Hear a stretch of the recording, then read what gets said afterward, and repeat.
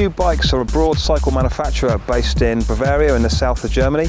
They work in the mountain, road and hybrid markets, and have been making bikes for 15 years now.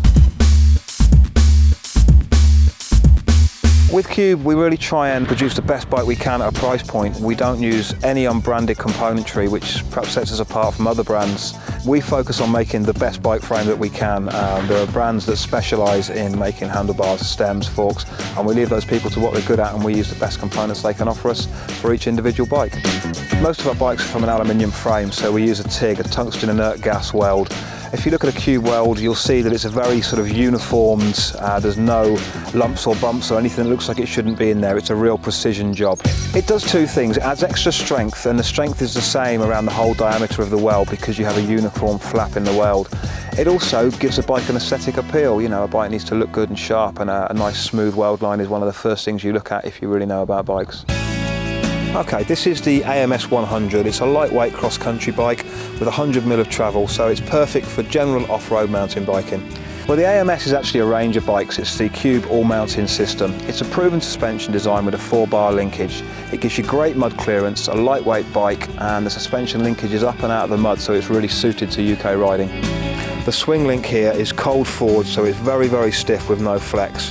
We make an individual swing link for different size frames. This way we can be sure that the suspension platform is performing exactly the same from the 16 to the 22-inch bike.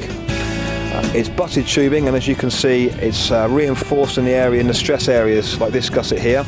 This is a hydroform gusset, so it's formed by forcing water over the frame at the forming stage, and it saves you from adding ugly welds that are possibly an extra stress point on the bike here.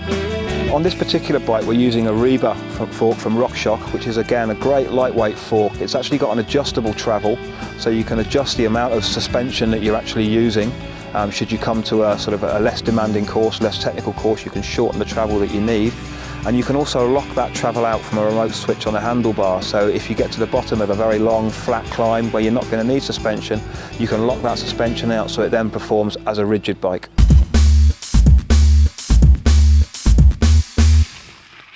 The componentry package that we're using on this is predominantly with Shimano.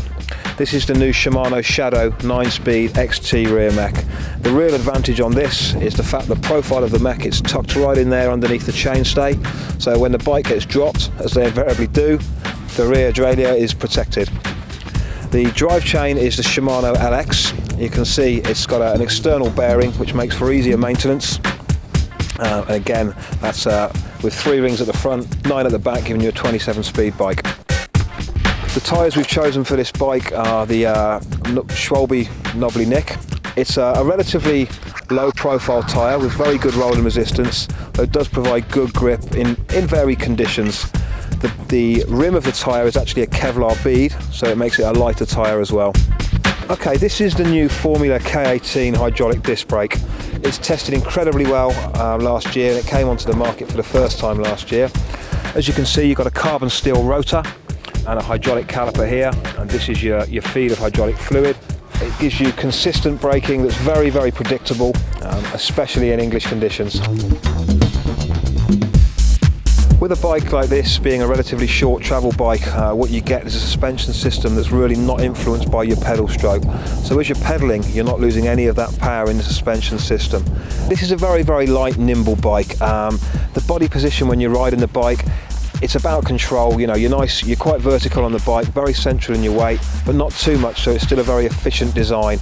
It's the sort of bike we'd recommend for the sort of 12-hour, 24-hour racing that's very popular in the UK at the moment.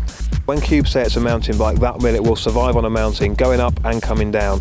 It's not a specialist descending bike, obviously, but with 100mm travel, yeah, I mean, I come from a real downhill background, and I can have a lot of fun on these bikes on descents.